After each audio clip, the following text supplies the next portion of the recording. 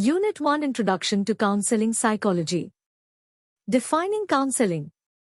Counseling can be described basically as a helping relationship between the counselor and the client which is marked by a professional standard and a therapeutic climate in which both counselor and client mutually decide and work towards goals that leads to solution of problems and client growth and adjustment. Guidance, psychotherapy and counseling. Guidance centers on aiding people choose what they value most. Counseling focuses on helping them make changes. Guidance is mostly information-giving. Counseling is mostly change-oriented and remedial in nature. Psychotherapy usually involves a complete change in the personality characteristics followed by a reconstructive process. Thus it emphasizes on the past to understand the aspects to be changed. Psychotherapy in general includes 20 to 40 sessions over the period of 6 months to 2 years. Counseling is a professional relationship. It addresses concerns at the individual level as well as family and group levels. It aims at achieving educational, career, personal related goals and promoting better mental health and well-being in individuals. Thus, counseling is a relationship between the client and a counselor that is based on professionalism. It is not a social interaction and must be maintained so for effectiveness of therapy. The process of counseling strengthens the client and allows for personal growth, fulfillment in mental and physical health, adjustment, and coping with challenging situations. Counseling deals with individuals, groups, families, etc., and it is a diverse and multicultural process as it engages with clients from varied social and cultural backgrounds.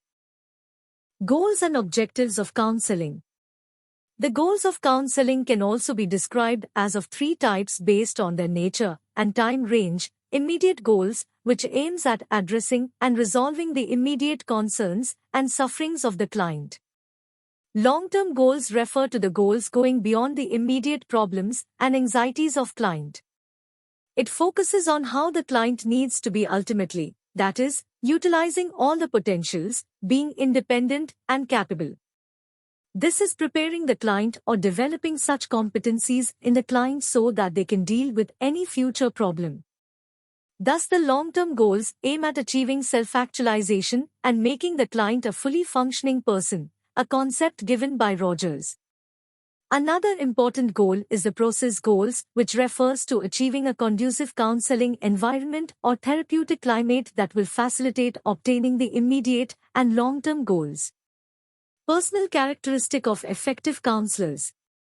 Effective counselors take steps to maintain their mental health and well-being so as to avoid negative impacts such as compassion fatigue and burnout.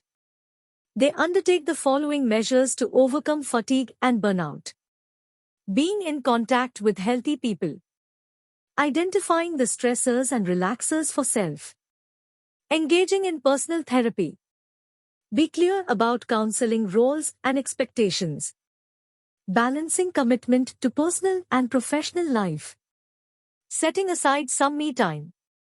Believing in optimism and hope. Cultivating an attitude of detached concern. Types of counseling. Educational counseling caters to the needs arising from the context of education. Present education system is challenged by diversities in classroom, technological advancement, competitive environment, overemphasis on academic achievement, etc., which leaves the child anxious, confused, and stressed. Educational counseling becomes crucial to help the child acquire effective learning strategies, understand the importance of learning to learn, not learning to compete, and function adequately in a learning environment. It also addresses the issues and concerns of elementary school students, high school students, and college-level students. Vocational guidance and career counseling refers to counseling related to the choice of a career and deciding on pursuing a particular career. Career selection depends on understanding of oneself, personality characteristics, skills, interests, aptitudes, the contextual factors, the career itself, nature of job, scope, prospects, etc., and matching between the two. Career counseling is also required related to the work stress, adjustment at workplace, communication issues, interpersonal conflicts, and achieving job satisfaction and happiness at work. Personal social counseling concerns issues related to the growth and development of oneself and functioning in a social context. It helps the person to develop awareness about herself himself, achieve the potentials within and to develop fully in all aspects. Along with understanding oneself, the individual also needs to be aware about other persons around so that it can result in better interpersonal relationships and communication. Personal social counseling helps to develop emotional competence, resilience, good interpersonal relationship, etc., which contributes to better mental health and well-being. Under each of these broader types of counseling, we can have further areas of concern. Thus, based on the approach that is followed in counseling, we can have 4 types of counseling situations: developmental, facilitative, crisis, and preventive counseling. Developmental. This type of counseling engages with the individual throughout the entire lifespan. It helps to deal with the various developmental stage-related issues and concerns so that the individual is able to cope with these challenges, function effectively, and progress optimally. Developmental counseling deals with an individual's strength and aims at fully utilizing one's capacities. It encourages personalized learning and equips the clients to be responsible for the decisions and choices made by them. Facilitative.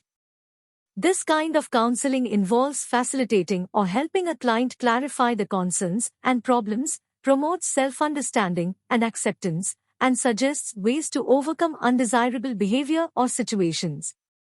Dilemmas related to jobs, marital adjustment, poor academic performance may benefit from facilitative counseling process.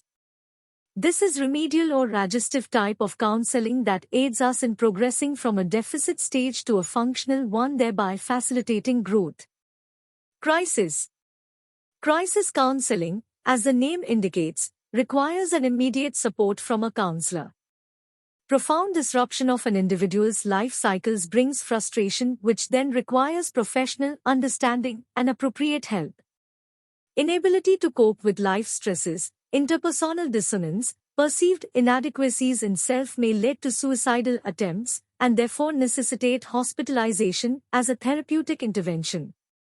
Irrespective of the nature of crisis, the counselor must accept the situation and remain calm, poised, and be self-assured. This helps reduce the level of anxiety in the client. Preventive.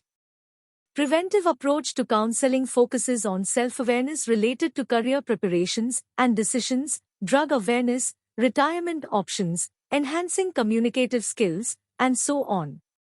Thus it emphasizes on prevention of the problem before it appears by equipping the person to deal with the situation. The preventive counselor interacts with the clients in groups or individually and presents a roadmap. In preventive counseling, the counselor gives the information to the client, and the process of counseling is complemented by the involvement of the client in the progress.